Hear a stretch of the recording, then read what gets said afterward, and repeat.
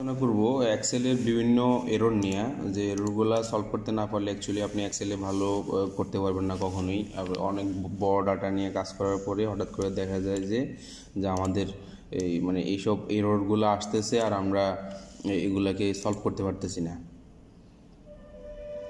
তো এখন আমরা বুঝতে চেষ্টা করব যে আমাদের আসলে এক্সেল নিয়ে কাজ করার সময় কী কী ধরনের আপনার এররগুলো আসে। একটা এরর হলো ধরেন ডিভাইডেড বাই জিরো, এটার মানে হলো ডিভিশন বাই জিরো। যখন এই এররটা আসে এটার মানে হলো আপনি যে ফর্মুলাটা আনছেন সেই ফর্মুলায় আপনি সে কী করছে, সে জিরো দিয়ে কাউকে ভাগ করে ফেলছে। যেমন ধরেন আমি এখানে তিনটা ভ্যালু রাখছি, A1 B1 F1। তো A1-এর একটা ভ্যালু রাখছি 3, B1-এর রাখছি 0, F1-এর রাখছি হলো A। ঠিক আছে, এখন আমি এখানে তাকে ভাগ করতে বললাম যে K2 দিয়ে K3-কে ভাগ করো। K2 মানে হলো এখানে 3 আর K3 মানে হলো B1। তো এখানে 3-কে সে যখন 0 দিয়ে ভাগ করছে তখন সে বলছে ডিভাইড বাই জিরো, মানে 0 দিয়ে সে ভাগ করে ফেলছে। এখন এখানে যখন এই ধরনের এরর আসবে তখন আপনাকে কী করতে হবে, যে জিনিসটা দিয়ে ভাগ করছেন সেই জিনিসটা দিকে আপনাকে খেয়াল করতে হবে এবং সেখানে আপনার মানটা পাল্টাই দিতে হবে, জিরোর বদলে অন্য যে কোনো একটা নিউমেরিক্যাল ভ্যালু দিয়ে দিতে হবে। আচ্ছা, এরপরে আরেক ধরনের এরর আসে, সেটা হলো n/a বা n ডিভাইড বাই a বলতে n/a। এটা মানে হলো নো ভ্যালু অ্যাভেলেবেল।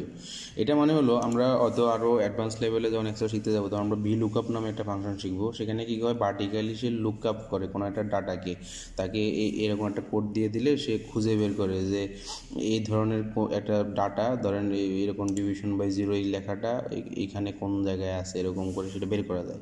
তো সে ধরেন খুঁজে দেখলো যে সে ওই কোনো ভ্যালু পায় নাই, তখন সে এরকম করে শো করবে যে n/a। এটা অ্যাকচুয়ালি এরর না, এটা এক ধরনের মেসেজ। কিন্তু এই মেসেজটা অর্থ হলো যে সে ভার্টিক্যালি সে এখানে লুক করে দেখছে, সার্চ করে দেখছে, সে ডাটাটা যে ডাটাটা আপনি খুঁজতে বলছেন সেই ডাটাটা সে খুঁজে পায়নি, যখন এই ধরনের রেজাল্ট আসে n/a। এরপরে হলো আরটা আসলে নেম এরর বলে কি, এখানে হ্যাশ আসে, নেম আসে, একটা প্রশ্নবোধক চিহ্ন থাকে।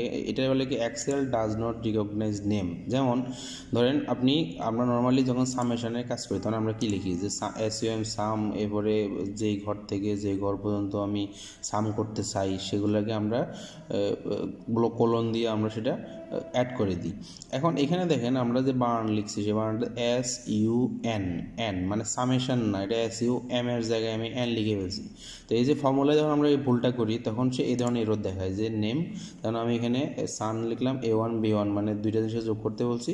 সে বলতেছে যে আমি নামটা বুঝতে পারতেছি না, মানে এখানে কি করতে বলছি, সাম করতে বলছেন না এভারেজ করতে বলছেন না কি বলছেন, এইটার সাথে তার ফাংশনাল কোনো কি মিলতেছে না। তো যখন এই ধরনের এরর আসবে তখন আপনি এখানে ভিতরে এসে আপনি যে ফাংশনটা ইউজ করছেন, এভারেজ হোক, সাম হোক বা সাম ইফ হোক, যেটাই হোক, সেটাতে আপনি চেক করবেন যে মানে আপনি এখানে ঠিকমতো এটা বানানটা ঠিকমতো লিখতে পারছেন কিনা।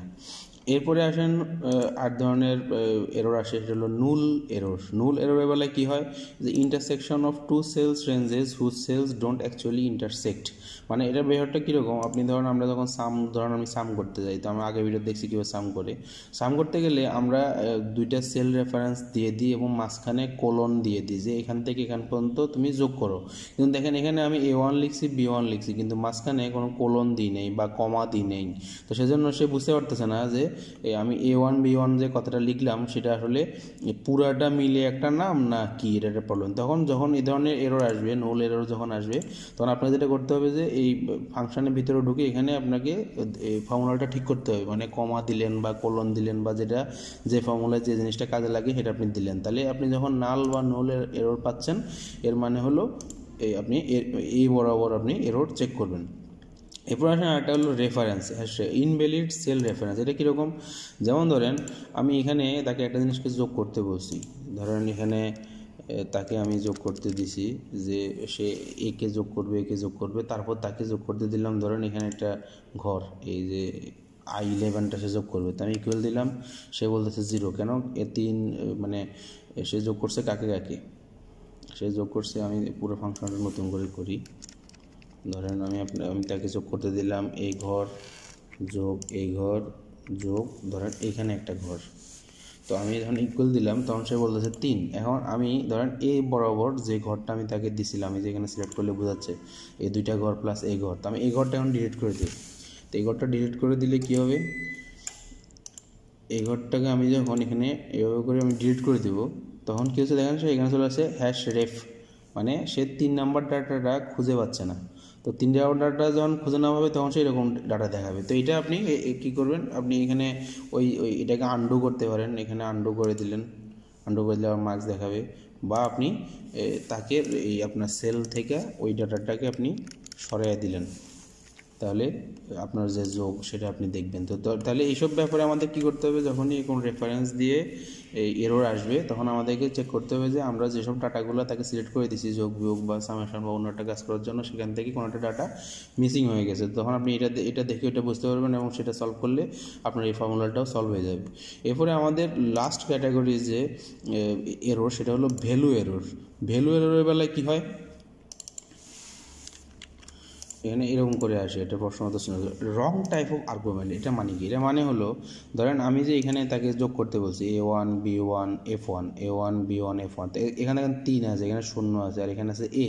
তো 3 আর 0 তো সে যোগ করতে পারবে, কিন্তু সে A কে তো যোগ করতে পারবে না। তো এই ধরনের যখন মানে ডিফারেন্ট টাইপ অফ ডাটা যখন আপনি তাকে যোগ করতে পারবেন তখন আসবে এরকম। যেমন আমি এখানে তাকে বলছি যোগ করো, সে কী যোগ করছে, সে এই 3টা ঘরকে যোগ করছে, যোগ করার পর আমি ইকুয়াল দিলাম, তখন সে বলতেছে ভ্যালু নেই। তো আমি যদি এখানে একটা ভ্যালু পাল্টাই, তখন 4 দিই, তখন সে সেখানে ডাটা দেখাচ্ছে। তো তাহলে যখন আপনার এখানে ভ্যালু টাইপ এরর আসবে তখন আপনি দেখবেন যে আপনি যে ভ্যালুগুলো সিলেক্ট করছেন সেই ভ্যালুগুলোর মধ্যে কোনো নিউমেরিক্যাল নাম্বার হয়তো নাই, অন্য কোনো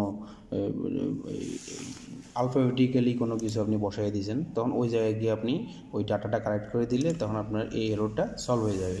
তো আজকের ভিডিওটিতে আমরা আসলে এতটুকুই কভার করলাম যে এররগুলো কত ধরনের হতে পারে। মেজর এরর আসলে 6 ধরনের এররই হয়: divide by 0, no value available, name, যদি ফর্মুলার ভিতরে আপনার নামের প্রবলেম থাকে, নামের বানানের প্রবলেম থাকে, আরেকটা হলো আপনি যদি রেঞ্জ সিলেক্ট করে না দেন মাঝখানে কোলন দিয়ে বা কমা দিয়ে, তখন এই ধরনের নুল আসবে। রেফারেন্স, আপনি কোনো একটা কয়েকটা ভ্যালুকে সিলেক্ট করছেন, যোগ করতে বলছেন, পরে একটা ভ্যালু আপনি ডিলিট করে দিয়েছেন বা মিসিং হয়ে গেছে, তখন সেখানে সে খুঁজবে যে রেফারেন্স খুঁজে পাচ্ছি না, তখন এই ধরনের। আরেকটা হলো ভ্যালু, সেটা হলো আপনি যাদেরকে যোগ করতে বলবেন সেগুলো সবগুলো একই টাইপ হইতে হবে, স্পেশালি নিউমেরিক্যাল টাইপ হইতে হবে, নাম্বার টাইপ, তাহলে সে যোগ করবে, আর নাহলে সে যোগ না করে এই ধরনের এরর দেখাবে।